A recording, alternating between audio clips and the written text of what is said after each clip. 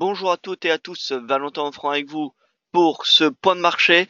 Aujourd'hui, ce matin plutôt, parce que je vous retrouverai 3 fois cette journée. Donc nous allons faire un débrief de la publication du livre belge qu'il y a eu hier soir. Nous allons faire un débriefing également de l'état du marché avant le discours de Mario Draghi qui aura lieu à 14h30. 14h30, le deuxième webinaire de la journée avec moi-même. Webinaire spécial BCE.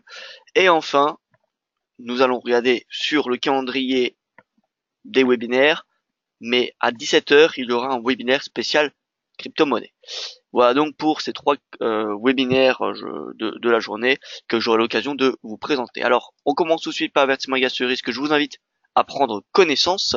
Le trading avec effet de levier amplifie toujours les gains et les pertes. Un compte risque limité présente un risque de perte du capital investi. L'investissement sur compte titre présente un risque de perte en capital. IG fournit exclusivement un service d'exécution d'ordre.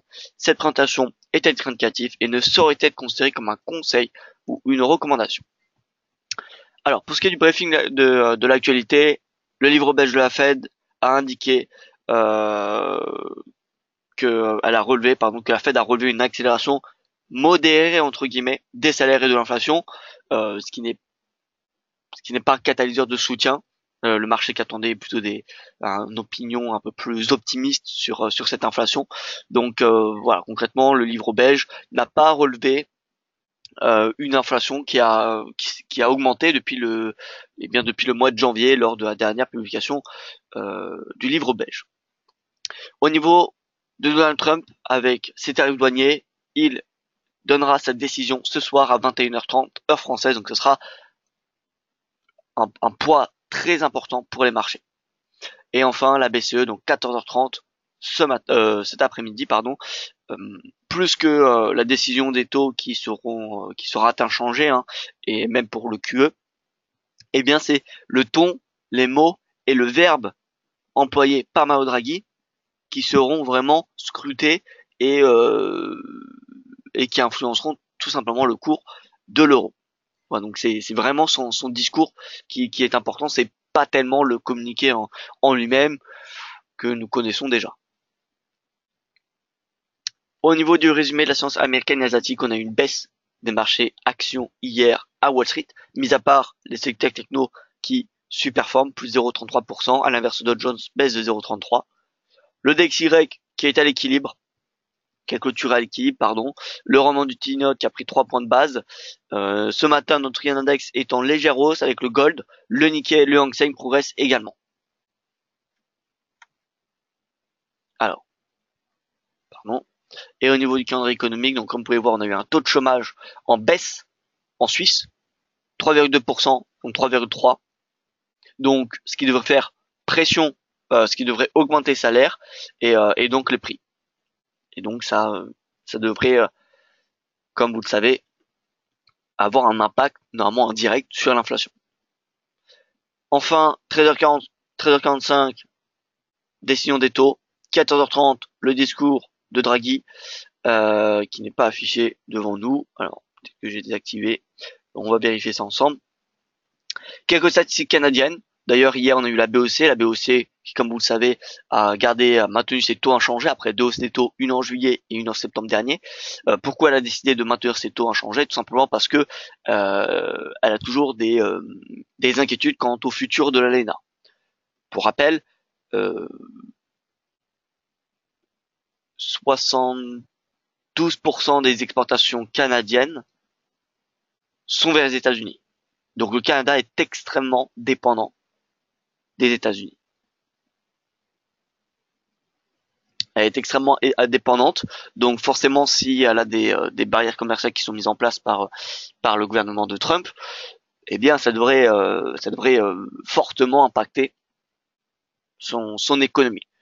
Bon, a priori, le Canada et le Mexique, tous les deux partenaires des États-Unis dans le traité de l'ALENA, eh bien seraient exclus des propos de ce soir, mais je rappelle qu'en parallèle, on a les négociations qui ont lieu de l'ALENA. On a une renégociation du traité. D'ailleurs, Ces trois pays sont au septième round des négociations. Ils ont terminé le septième tour de table avec seulement 6 chapitres sur 30 qui ont été conclus. Donc ça avance vraiment en ralenti. Le prochain round des négociations aura lieu en avril à Washington. Et donc voilà, ça sera le prochain catalyseur. Donc concrètement, tant que le traité de l'ALENA n'a pas n'est pas totalement renégocié, ça devrait retarder la prochaine hausse des taux de la Banque Canada qui est pas vraiment pricée en juillet. À mon avis, personnellement, je pense que ce sera plutôt début du troisième trimestre, c'est-à-dire vers septembre. Mais bon, la porte est ouverte pour juillet si les négociations avancent un peu plus rapidement que, que depuis tout simplement que depuis un an. Voilà. Et enfin, 21h30, la décision de Donald Trump et son annonce sur les taxes et les pays qui seront concernés. Alors, image fixe, excusez-moi. Image fixe. Voilà, j'avais mis l'image en pause au début. Autant pour moi. Donc, Franck qui nous... Alors, bonjour à tous, hein, d'ailleurs, déjà. Alors, bonjour à toutes et à tous.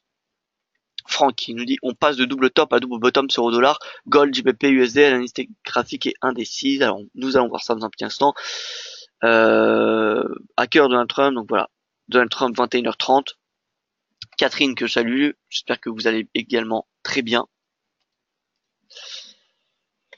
Voilà, donc on va passer très rapidement pour commencer donc au calendrier des séminaires, des webinaires. Donc spécial BCE, alors 13h30, pas 14h30, excusez-moi, je modifierai la date. 14h, l'heure, pardon. 14h30, discours de Mario Draghi. Et ensuite, 17h, spécial Bitcoin. Alors, laissez-moi juste vérifier si on a bien un discours de Mario Draghi, mais il me semble, hein, il n'est pas affiché sur le calendrier. Alors, on va aller directement sur ECB. J'ai un doute maintenant qu'il n'y ait pas sur notre calendrier. Alors,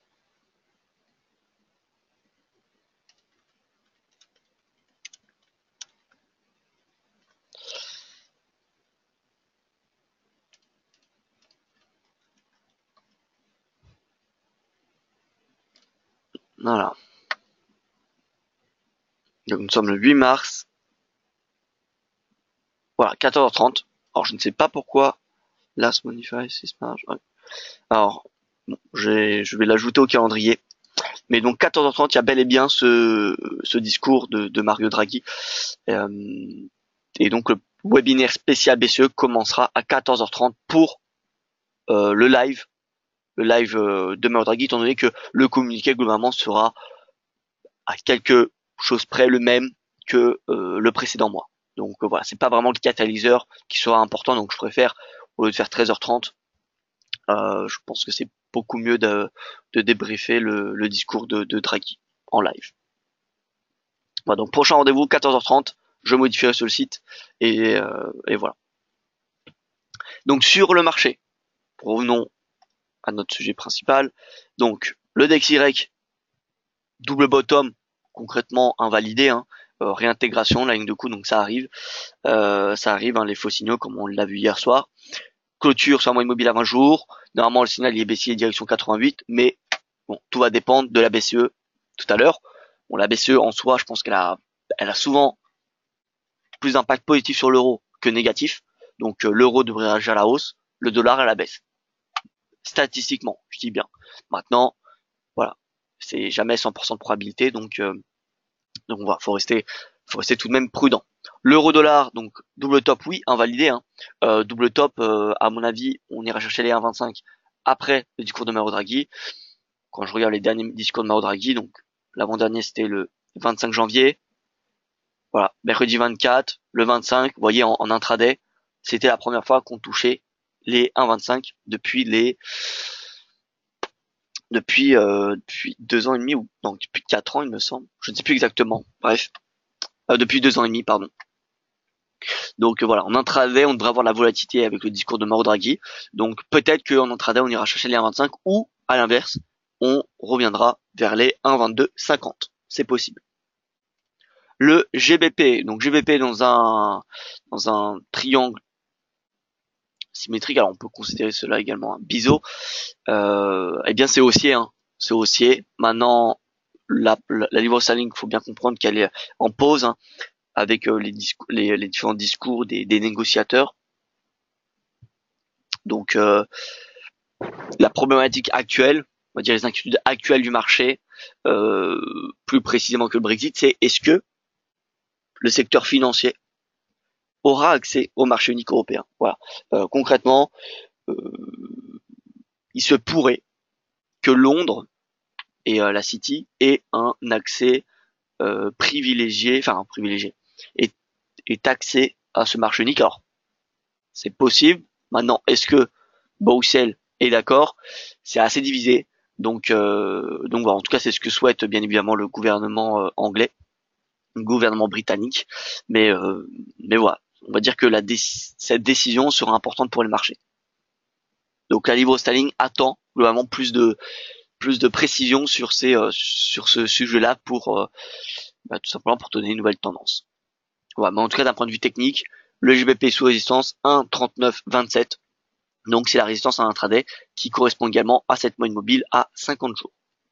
Le NZD-USD, voilà, poursuite du rebond, alors consolidation en intraday, vous pouvez voir qu'on a 2 doji consécutifs, mais voilà, techniquement, c'est un retour à 0,74. À noter, je vous rappelle que demain, nous avons le rapport NFP. Et vous savez que le rapport NFP, c'est le catalyseur le plus important depuis le début depuis un mois, étant donné que c'est le salaire horaire moyen qui est publié dans le rapport NFP qui a créé la hausse de la volatilité du mois de février, avec le flash crash, la hausse du yen et tout ce qui suit. Le franc suisse. Alors, le franc suisse, il gagne un petit peu de terrain ce matin, sans doute grâce au taux de chômage, hein. Donc finalement, vous voyez que c'est un doji. C'est un doji et je pense que de toute façon la tendance elle est plutôt haussière, hein. Divergence. Donc on est au-dessus de la moyenne mobile à 20, on teste la moyenne mobile à 50 jours. Donc voilà, on voit bien, certes le momentum n'est pas, le prix n'est pas une grande volatilité, n'a pas une direction verticale, on va dire, mais les 0,95 je pense qu'ils seront réatteints prochainement. À part si on a un rapport NFP qui est décevant. L'USD CAD bute sous les 1,30 malgré le statu quo de la Banque du Canada. On n'a pas eu un dépassement, donc là c'est un bon signe. C'est un bon signe. Alors le catalyseur le plus important pour le CAD et pour le peso mexicain en ce moment, c'est vraiment la décision de Trump sur les tarifs douaniers et les négociations de l'ALENA. Voilà, c'est vraiment plus que la Banque du Canada, plus que la Banque du Mexique. C'est vraiment ces deux catalyseurs qui donneront le futur proche et moyen terme du dollar canadien et mexicain. Voilà, donc techniquement, encore une fois, si je vais me focaliser que sur l'analyse technique, on a un RSI qui repasse sous 30. On regarde notre CAD index. Notre CAD index, c'est la devise la plus haussière ce matin avec le yen. On a cette moyenne mobile à 20 jours qui est encore assez loin. Donc voilà, en tout cas, il semblerait que le CAD index a fait un bottom, ou en tout cas il ralentit, ça c'est sûr. Le support, vous voyez, pré-spéculation de la première hausse des taux, si je puis dire, le cours a retracé l'intégralité. Presque l'intégralité, à quelques points près. Donc voilà, le CAD est sur support. Le yen, vous voyez, lui, il a fait son top. Alors, est-ce qu'il a fait son top de court et moyen terme? Je ne sais pas. C'est pour cela que j'attends la moyenne mobile à 20 jours. Et vous voyez qu'on a une oblique de momentum. Dès qu'on aura la cassure, ce sera également un signal. Et à noter, excusez-moi, je fais une parenthèse, mais l'AUD, regardez cette AUD index. Vous voyez ce rebond sur ce support. En plus de cela, accompagné d'une divergence. Clôture au-dessus de la moyenne mobile à 20 jours. Bref. Techniquement, on a des bons signaux haussiers. Est-ce qu'il va décoller? Ça, c'est plus incertain. Mais en tout cas, si on devait se focaliser que sur l'analyse technique, on a des très bons signaux. Voilà, on a des très bons signaux haussiers. Donc c'est pour ça que je vais regarder un petit peu l'AUD. Également l'euro en intraday face au yen. Je pense que l'euro yen pourrait être une très bonne stratégie, tout comme le JBP yen. La UD yen, en fait, le vente du yen aujourd'hui me semble assez intéressant. Bref, l'USD CAD, il passe, il ressort de sa zone de surachat. On a ce top qui coïncide avec une forte résistance, donc voilà, le signal est plutôt baissier, direction les 1,2765.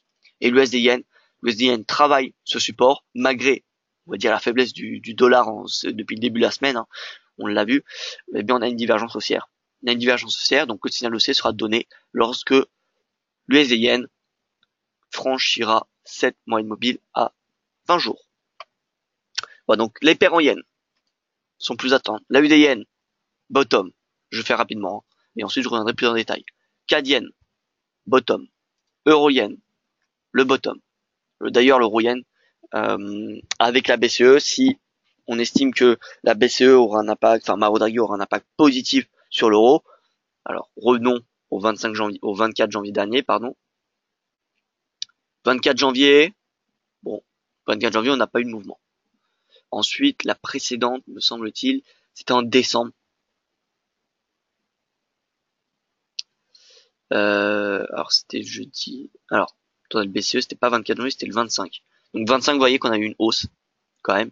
Alors, pas aussi importante que, comment dire, que l'euro dollar. Parce que l'achat euro, c'est, enfin, l'inverse de l'euro, ou l'inverse du dollar, tout simplement, c'est bien, c'est l'euro. Voilà. Donc l'inverse de l'euro, c'est le dollar.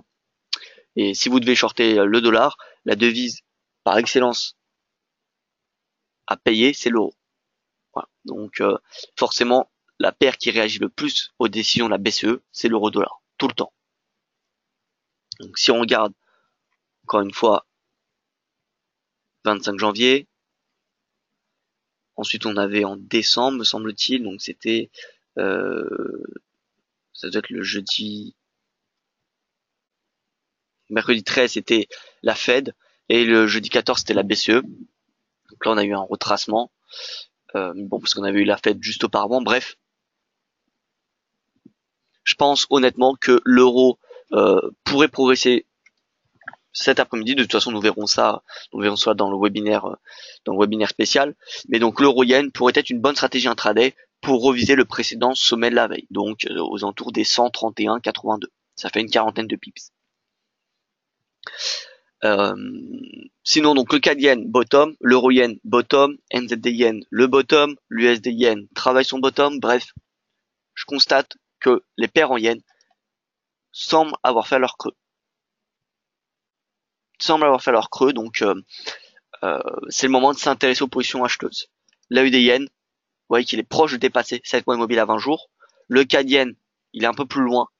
L'euro yen, il l'a dépassé. L'euro yen a clôturé au-dessus de cette moyenne mobile à 20 jours, donc ça donne un objectif haussier de swing trading jusqu'à cette moyenne mobile à 200 à 132,46. NZD yen, alors je rentrerai pas à l'achat sur NZD yen, je pense que l'AUD yen et le CAD yen sont plus intéressants, mais on peut constater également qu'il a fait son bottom, qui rebondit depuis, et que cette moyenne mobile à 20 jours, elle est relativement proche. Donc voilà, l'AUD yen, l'euro yen, le CAD yen, mais également le GBP yen. GBP yen, je le trouve également très intéressant. Regardez, oblique haussière, validé, hein, puisqu'on a eu le troisième rebond. Zone de survente, moyenne mobile à 20 qui est relativement proche. L'objectif, si on est haussier, c'est un retour au moins jusqu'à 150. Voilà, retour à 150 depuis les prix actuels, ça fait à peu près 220 pips devant nous. Pour le CAD yen, si on a la clôture au-dessus de la moyenne mobile à 20, on ira chercher entre 38 et 60%. Donc environ 50. Et pour la UD yen, c'est pareil. Maintenant, si on devait trouver une alternative au yen, parce que le yen, c'est vrai que ça peut être un peu risqué, je pense que le franc suisse, regardez un petit peu le franc suisse, eh bien, il y a une marge baissière, donc voilà, la UDCHF, 4CHF. Alors la UDCHF, ouais, pareil, on trouve cette oblique qu'on avait sur la UD yen, et il me semble Bref, on a cette oblique haussière avec le troisième rebond, c'est pareil. Donc c'est bel et bien l'AUD qui rebondit. Et donc c'est haussier jusqu'à... Alors, vous savez quoi, on va retracer les supports résistance.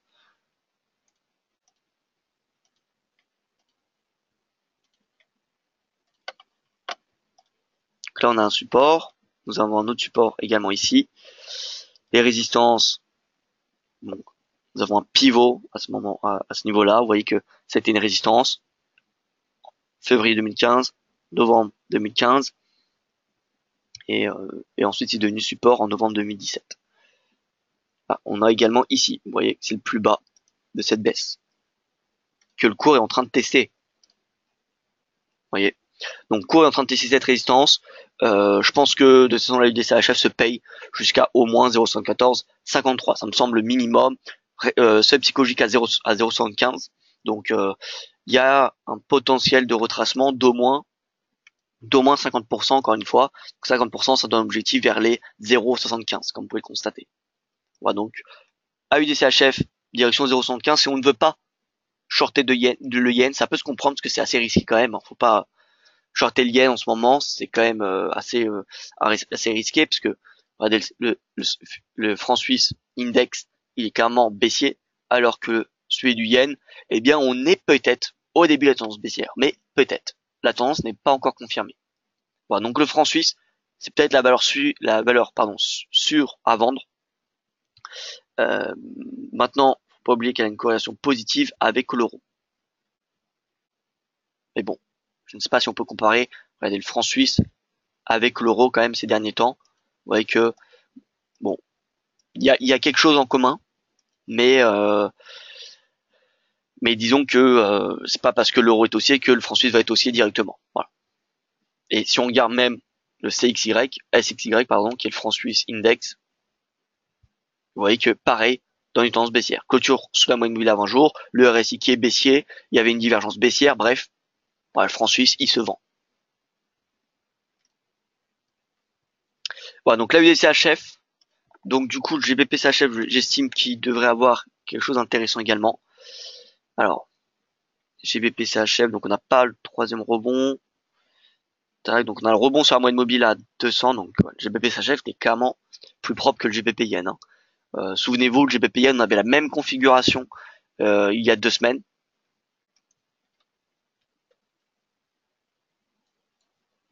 Regardez, moyenne mobile à 200 jours qui était travaillée fin février, finalement qui a été dépassée. Bref, ce qu'on va faire, c'est qu'on va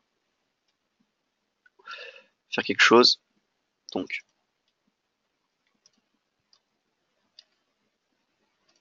nous allons délier le graphique. Sur celui-ci, nous allons mettre le GBP-CHF. Donc voilà, erreur, honnêtement. C'est vrai que ça paraissait évident finalement de payer le GBP-CHF au lieu du GBP-Yen. En y réfléchissant, bon, le yen, concrètement, depuis le début du mois de janvier, on a la BOJ qui donne des signes de normalisation, qui commence à normaliser, alors que la BNS, pas du tout. Et au niveau des statistiques macroéconomiques, ils sont beaucoup plus solides, enfin beaucoup plus. Ils sont plus solides, on va dire, au Japon qu'en Suisse actuellement. Voilà. Donc, erreur de ma part. Mais vous voyez que cette configuration-là, c'était la même qu'on avait fin février. Donc GBP-CHF, finalement, ça me semble beaucoup plus intéressant. Bon, on va regarder le GBP-CHF avec ses supports résistances qu'il peut y avoir. Bon, je les ai déjà tracés. Bon, maintenant, vous voyez qu'il y a un gap. Alors, plus de prix couture mensuel, peut-être, voilà. C'est celui-ci. Mais sinon, entre le support actuel, là, vraiment, la prochaine grosse résistance, c'est celle qui est à 1,3854, qui correspond, eh bien, au crash à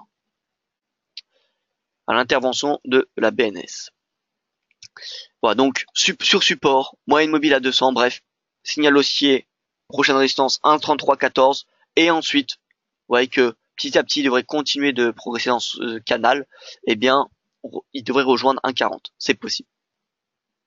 Voilà. En tout cas, à court terme, 1,3314, donc depuis les prix actuels, alors, si on devait mesurer en termes de ratio risque-rendement, stop en dessous du précédent plus bas de prix de clôture. Voilà, ça fait à peu près 200 pips de risque pour 220 pips de gain. Donc c'est voilà, ça se joue. Concrètement, GBP-CHF, ça se joue. Euh,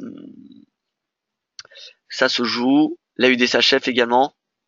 Voilà, si on veut pas se mettre sur la UD yen, la UD-CHF, pourquoi pas en direction des 0,75. Moi, pareil, divergence haussière sur la UD. Donc oui, voilà. Honnêtement, la UD-CHF, 0,75. Maintenant, on regarde les paires en CAD. CAD-yen, donc je pense encore un peu trop tôt. On peut avoir le point le plus bas. Peut-être que ce prix actuel, c'est le prix le plus bas. Et j'aimerais que ce soit le cas. Mais je vais attendre un peu plus de confirmation avant d'entrer. Enfin, avant de voilà, donner un quelconque scénario.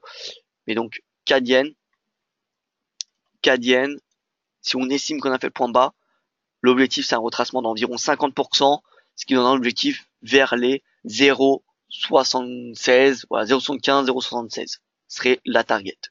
Et depuis le prix actuel, ça fait un ratio de vue à peu près de 2. Voilà.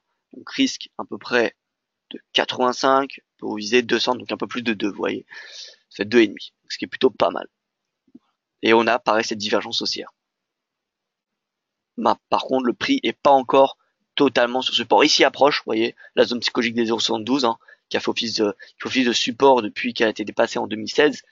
Mais voilà, on a quand même cette divergence qu'il faut pas négliger, je dirais. Donc, en clair, AUD, euro, GBP, CAD, intéressante à payer face au franc suisse ou au yen. Maintenant, le yen, faut savoir que si vous le shortez, c'est plus risqué que le franc suisse, de mon point de vue, bien évidemment. On passe aux indices. Les indices, vous voyez qu'ils ont bien progressé hier. Hein, finalement, ils ont retracé performance de mardi. Pardon. Donc la première résistance sur l'Eurostoxx ou sur le CAC et le DAX, c'est bien évidemment les moyennes mobiles à 20 jours. Vous voyez que les moyennes mobiles à 20 jours sont un petit peu plus hauts et c'est les prochaines résistances. Le DAX le CAC pardon est un petit peu plus loin. Sa prochaine résistance, elle est à 5220, donc c'est une résistance intraday. Maintenant, vous doutez bien que les indices dépendront, clôtureront la semaine essentiellement selon la décision de Donald Trump ce soir. Voilà, donc ce soir, concrètement, ça devrait être soit une opportunité, soit une menace pour les marchés actions. Et tout va dépendre également comment l'Union européenne va réagir. Donc voilà, le CAC, je pense qu'il devrait rester assez calme, et même les indices européens aujourd'hui, on a la BCE et on a ce soir Donald Trump, donc je pense pas que ce soit le moment vraiment de se positionner. Mais en tout cas, on peut constater une belle résistance vers les 5100. Bon, les 5100, c'est le prix de clôture de janvier. C'est les plus bas de cette semaine au niveau des mèches. Donc 5100 en tout cas a démontré son rôle de support. Et à l'inverse, sa résistance à court terme, ça semble être 5200. Puis, vous voyez, la moyenne mobile à 20 jours.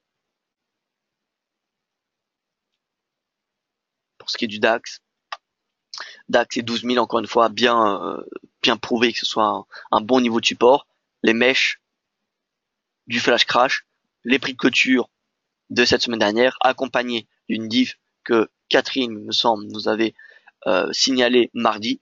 Et donc, la résistance à court terme, c'est cette moyenne mobile à 20 jours qui est aux alentours des 12 400.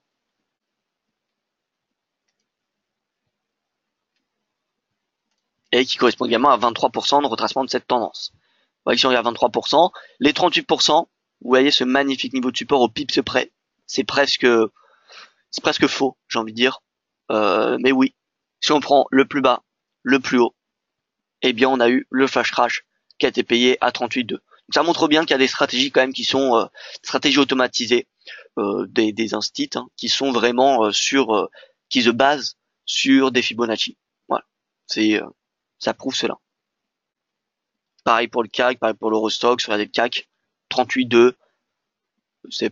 Honnêtement, je ne pense pas que ce soit un hasard. L'Eurostoxx, bon, un petit peu moins, mais parce je pense qu'il est un petit peu moins tradé cet Eurostoxx, mais vous voyez que le CAC, le DAX, c'est quand même assez propre, ces rebonds sur ces niveaux de Fibonacci.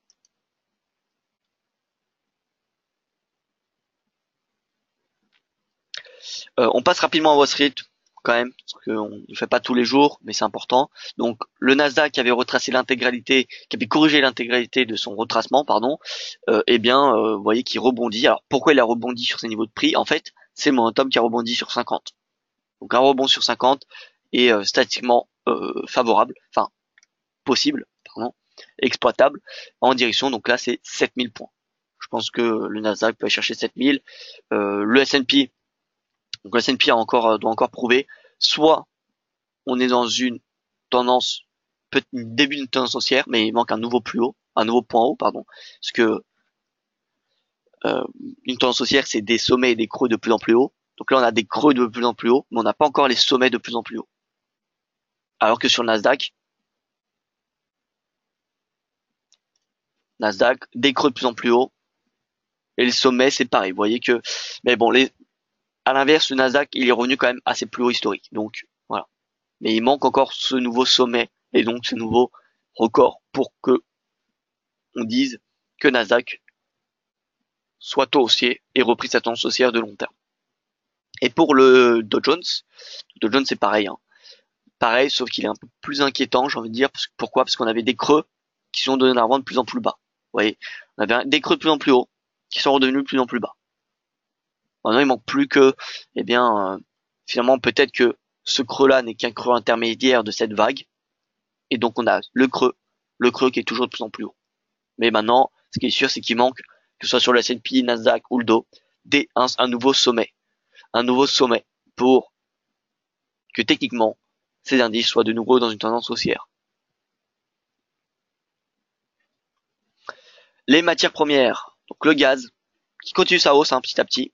Donc voilà, je ne sais pas s'il y en a qui ont pu profiter, qui profitent de ce gaz, mais encore une fois, c'est direction à peu près la moyenne mobile à 200 jours. L'or, l'or qui a du mal à trouver une tendance, à l'image un peu du dollar qui consolide au milieu de son range entre 90 et 88 points. Donc voilà, pas vraiment de tendance sur l'once pas vraiment de tendance. Et voilà, c'est tout ce que je peux vous indiquer ce matin sur l'once. Honnêtement, cette semaine, c'est pas vraiment la semaine où l'or est intéressant techniquement.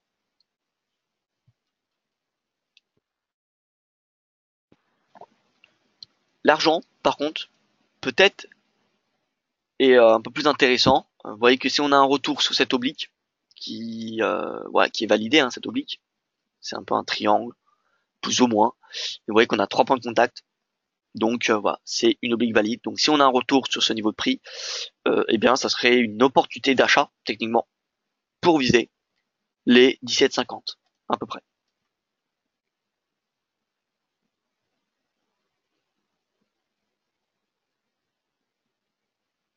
Raymond qui nous dit j'ai abandonné le gaz, trop impatiente, dommage. Bien écoutez, tant pis, il y en aura d'autres. Des stratégies, il y en aura d'autres. Tant pis, c'est vrai que oui, il faut être un petit peu patient. Hein. Je pensais que le gaz allait peut-être pas avoir ce même momentum baissier, mais voilà, progresser quand même un petit peu plus rapidement. Mais on peut voir que voilà, on peut voir qu'il accélère. Hein. C'est depuis le début de la semaine, il semblerait que le gaz soit un peu plus orienté à la verticale. Au rythme actuel, on l'avait vu, hein. Alors, on l'avait vu hier, mais avec une régression linéaire. Donc, hier, c'était pour fin avril. C'était prévu pour fin avril, les 3 $. Et actuellement, ça devrait être, vous voyez, pour la mi-avril. Nous avons gagné une quinzaine de jours entre hier matin ou avant-hier matin et ce matin. Donc voilà, le rythme s'accélère concrètement. Pour le brut et le Brent, qui consolide, c'est pareil, un petit peu à l'image tout simplement des marchés américains. Hein. On retrouve un petit peu la même chose. Alors ils sont pas corrélés, hein, mais en tout cas à court terme ils le sont. Ça on peut en être certain si on superpose le Brent, enfin plutôt le brut, avec le S&P, vous voyez qu'on retrouve globalement cette même pattern. Mais bon, c'est pas parce que le Dow Jones va être haussier que le pétrole va être haussier. Hein. Mais c'est juste une similarité en termes de configuration technique. Voilà, donc en tout cas, d'un point de vue swing, étant donné qu'à court terme, vous voyez qu'il n'y a pas grand-chose qui se passe, le support à 62,50 se paye pour viser les 67,40 et sur le brut, les 60 dollars se payent pour viser les 64. Voilà, c'est les niveaux que je surveille personnellement sur le pétrole. Pour Bitcoin, rapidement, Bitcoin, Ethereum. Bitcoin n'a pas ce nouveau sommet, donc on ne peut pas dire qu'on est dans une nouvelle tendance haussière. Donc soit, vous voyez, on a cette petite tendance haussière ou cette tendance, on va dire, de moyen terme qui est baissière pour le moment. Vous voyez, on a des sommets, des creux de plus en plus bas. Donc là, il manque plus qu'un nouveau creux plus bas que le précédent pour continuer cette tendance baissière. En attendant, je pense qu'on peut estimer que le cours est dans un range à court terme entre 9300 et 12 000 à peu près, 12 500 vous voyez. Et en cas de cassure de ce support, ce sera un signal baissier direction le creux à 7 000 dollars. Et pour l'Ether, quant à lui a dépassé ce support, vous voyez à 804, et donc le signal il est baissier direction les 695. Si on a une baisse en dessous de 695, c'est baissier jusqu'à 500 dollars. À l'inverse, bon, ce qui n'est pour le moment pas la stratégie, je dirais favorite, mais si on a une sortie par le haut du range, on aura un signal haussier jusqu'à 1220. Voilà, donc pour le moment, c'est baissier jusqu'à 695 dollars, qui est le plus bas de prix de clôture de cette tendance baissière. Et voilà, écoutez, je vois qu'il n'y a plus de questions. Alors, DAX, drapeau D1 à la baisse. Si, j'ai une question, Catherine. Catherine. Donc, D1, drapeau. Alors, le problème du drapeau, dans notre cas de figure, donc c'est qu'on doit prendre les plus hauts. Drapeau. Et voyez si je devais trouver son support, et bah, vous voyez, il y a même pas 2 points de rebond sur cette oblique parallèle. Donc je pense pas qu'on peut parler vraiment de drapeau. On peut parler d'une oblique qui fait pression, d'un retracement. Alors, on a une pseudo épaule, tête, épaule. Hein.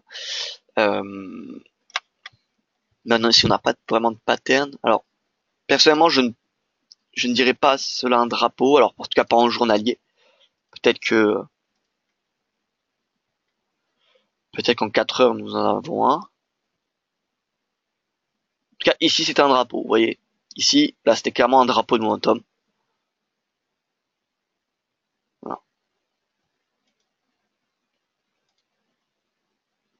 Et on avait cette oblique, qui est une respiration tout simplement du marché. Voilà, à peu près. Hein. Il est plus propre que le drapeau baissier depuis les points. Voilà, donc pour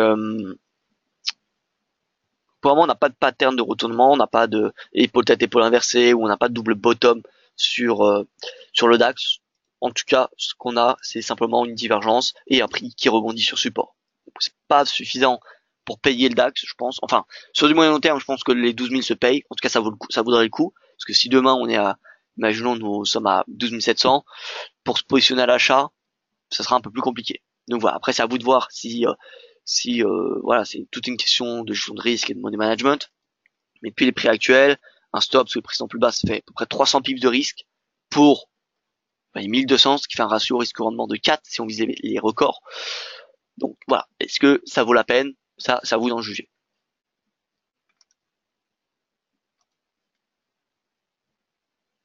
Ramsey qui me demande un mot sur DXY. Alors, tout de suite, Ramsey.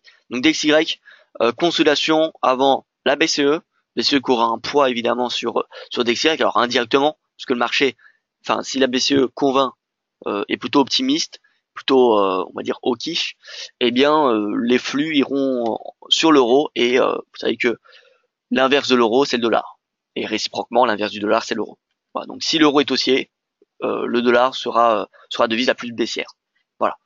Donc voilà, si Mario Draghi est plutôt optimiste, en tout cas convainc le marché, c'est pas vraiment sa mission, enfin son objectif cet après-midi, je pense, parce que voilà, la BCE pourrait être inquiète du taux de change et donc avoir un ton plutôt prudent. Mais bon, ça c'est que la spéculation. Nous verrons bien cet après-midi au webinaire spécial.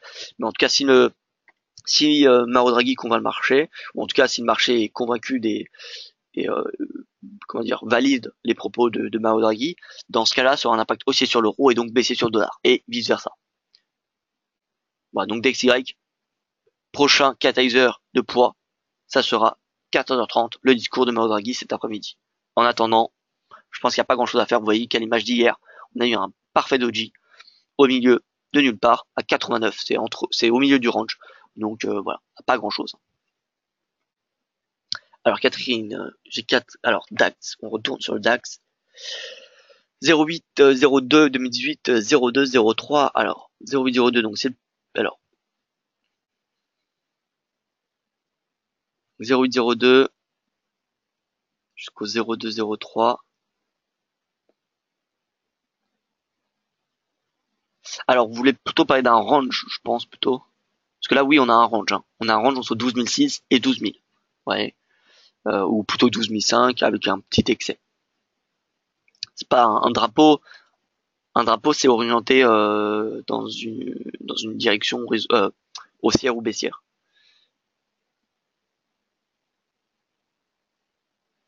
Je pense que c'est plutôt un range dont vous voulez parler, Catherine. En tout cas, j'ai alors du 8 02.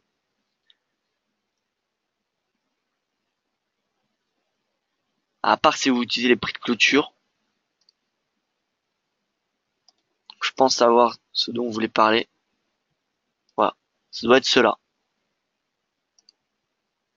Voilà, je pense que c'est cela dont vous voulez parler. Donc dans ce cas-là, oui. Maintenant, pour le valider, faudrait un deuxième point de contact. Voyez, pour cette résistance. Sinon, nous pouvons dire simplement que, eh bien, c'est une oblique support, etc., etc.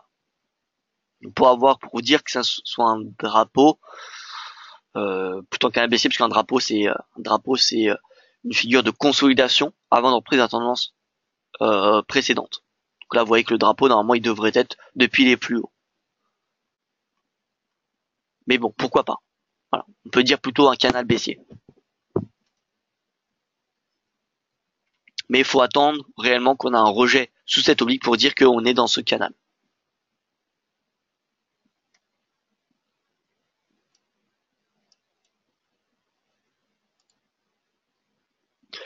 Voilà, donc écoutez, moi je n'ai plus rien à rajouter, je vois qu'il n'y a plus de questions.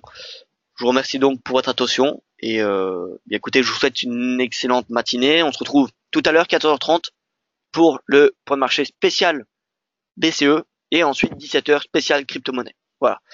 À tout à l'heure. Bonne journée pour ceux que je ne retrouverai pas. À demain. Et à tout à l'heure pour ceux que je retrouverai.